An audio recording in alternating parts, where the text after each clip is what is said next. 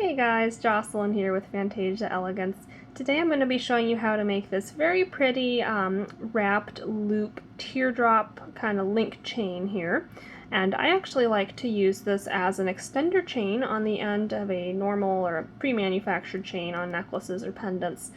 Because what's really cool about this one is the links are actually big enough that you can go ahead and slide a handmade clasp onto any of these links and have yourself a little extender chain so you can adjust a necklace to be whatever length you want, or bracelet. But of course it's very pretty. You can make this whatever size you want and just wear it as a normal chain or hang little beads on it or whatever. So, alright, so to start out, let me go ahead and show you what tools and materials I'll be using. You're just going to need your standard round nose pliers, chain nose pliers, and flush cutters. And as always, I do have in the description section below the brand names I use and where I buy them. People always seem to be curious about that. You may also want to have a jeweler's bench block and hammer. That will help to add some stability to what we're making, but it's not completely essential if you don't have that. As far as wire goes, I'm going to be working with 20 gauge dead soft round copper wire that I got from riogrande.com. I do like a more dainty looking chain and clasp, so if you want something a little sturdier or chunkier, you will want to size up to 18 or 16 gauge, and of course you'll need to increase the amounts of wire you use proportionally for that. But I'm going to go ahead by making a clasp really quickly, and I do have another video going over this in more depth and also showing you how to make a few different types of clasps, but I'm going to do a basic one here real quick so you can see how to do that. I'm just going to start by getting a flush flat end on my wire off the spool, and I am going to work off of the spool instead of cutting it first so that I can get make sure I have the right amount of wire I need. And this will help you guys if you're new to this design to not run out of wire at the end, so I do recommend that. I'm just going to take my round nose pliers and grip the end here. And we're going to form a tight little closed circle. I'm just going to bring it around until it meets itself there. I'm actually going to make that a little bit smaller. Like I said, I do like to make fairly dainty sized clasps and chains. I'm just going to grip it and give it a little bit of a bend so that it's not coming off straight anymore. And now what we're going to do, go ahead and go back to your round nose pliers. I'm going to add in a curve here, going the other direction. It doesn't have to be exact right now, but I'm just kind of shaping it. So basically what we're going to have is you're going to slide this over the ring. This will be the clasp part. Then we'll make a little wrapped loop down here that will connect to the rest of your chain. So I'm kind of going to guesstimate how much wire I will need for that. I like to allow at least like 1.5 inches to make the wrapped loop, and that would be just about, I don't know, 4 centimeters or so. And you don't have to be completely exact on that. There we go. I'm just going to refine this a little bit so it's got a nice smooth curve going on.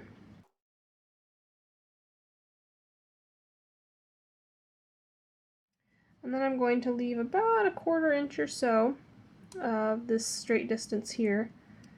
And I'm just going to bend that off to the side so that we can put in a wrapped loop.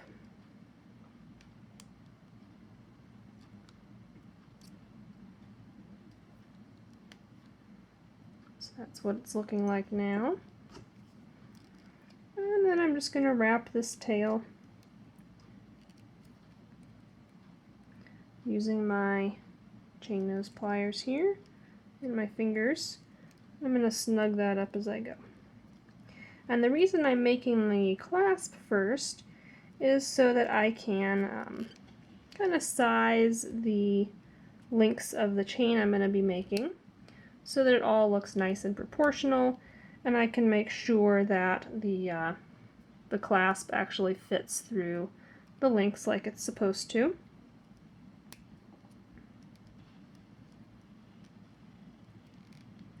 So I'm just going to give that a good 4 or 5 wraps to make sure it's secure there. Once I'm happy with that, I'm going to trim off the excess with my flush cutters. And then you're going to want to snug down that spiky little end with your chain nose pliers so that it doesn't scratch anybody's neck or wrist or anything. Alright, so that's kind of your basic clasp design that you have. I do recommend going ahead and hammering this out to give it more strength. Otherwise you might have issues with it bending and popping open. So I'm just going to go ahead and do that here.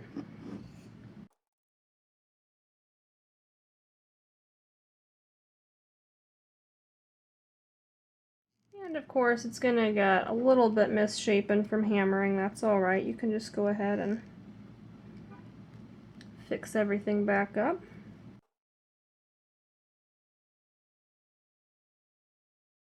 And as far as adding this onto chain, I would just use a little jump ring to attach it to the chain. Or if you want it to be extra secure, you could have slid the chain on before forming this little wrapped loop right there. But let's go ahead and start making this pretty little chain here. So I'm still going to be using the 20 gauge wire. I am going to go ahead and cut this off the spool ahead of time. Bear in mind that I'm making fairly small links. These are going to be, each one is just about a ½ inch or a little over a centimeter.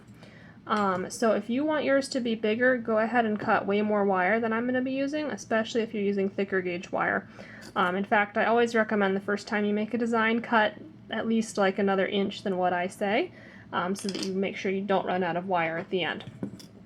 That being said, I am going to go ahead and use 4 centimeters for my wrapped loop. I'm just going to cut that off. So again, I'm using a little over 4 centimeters. It's about 1 3/4 inch. Alright, so the first thing we're going to do is form a small loop at the end.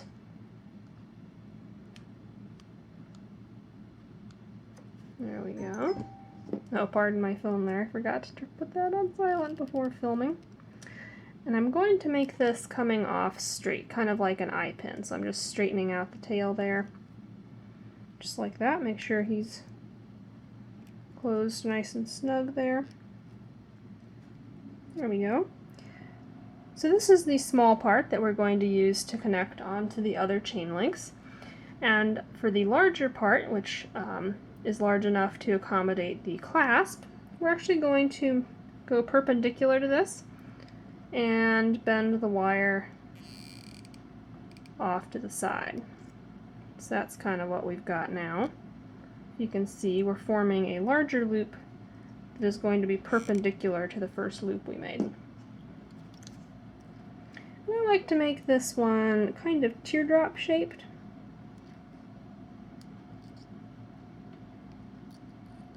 I think that's pretty. So just kind of shaping it around my round nose pliers. And you can do a perfect circle if you want to. This doesn't have to be exact. Whatever you think is pretty, you can go with. Alright, so at this point I have 2 perpendicular loops. And I'm just going to go ahead and check that my clasp I made does fit through this, which it does. That's large enough for it to go through. So we have verified that works. I'm going to go ahead and wrap this little tail right around the shank to give it some stability.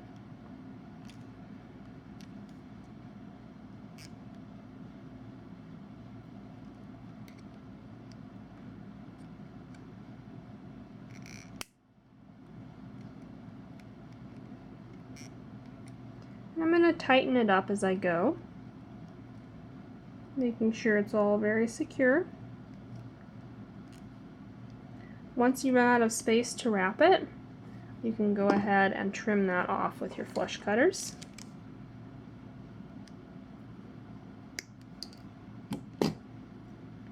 And once again, I'm going to snug down that end so that it's not sticking out or sharp.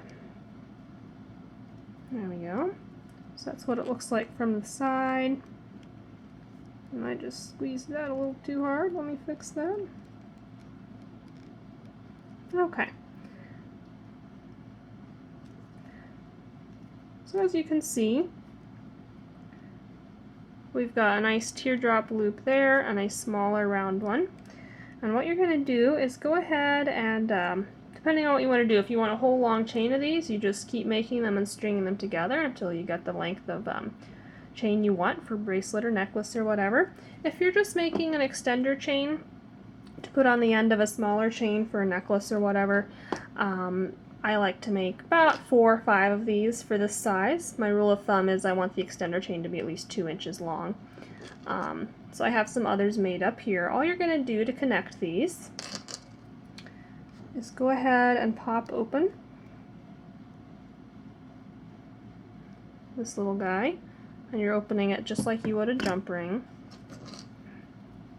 And then all you do is slide him on the end of your other links. And then you can close that back up. Now if you want this to be more secure, you can go ahead and, before you attach these, hammer out. You would hammer this portion flat, and then you would just stick that on the edge of your block. And you would hammer that out a little bit flat. That would give it a little bit more strength. You could also allow extra wire length and make this portion longer so that you can wrap both the wire end from this larger loop and also wrap the wire end from this smaller loop. You would need to assemble the chain before wrapping the smaller loops wire tail in that situation, but that would give you the most stability to make sure that, you know, as you're tugging on this, nothing is going to pop open. I haven't personally had issues though, so I just have been making it like this. So there you go. I just think this is so pretty with the little teardrop shapes. Works perfectly well for either a chain or an extender piece at the end of a chain. And I really hope you enjoyed this tutorial and found it understandable. If not, feel free to leave any questions you had in the comments section below. I do try and take a look at that frequently. Let me know if you liked it, and also if you have ideas for future tutorials you might like to see. I'm always open to suggestions if it's something I know how to make. Please do also check out my Etsy shop and Facebook page. The links are in the description section below. Sales from there do help me to keep making these free instructional tutorials for you guys. So thanks for watching, and happy crafting!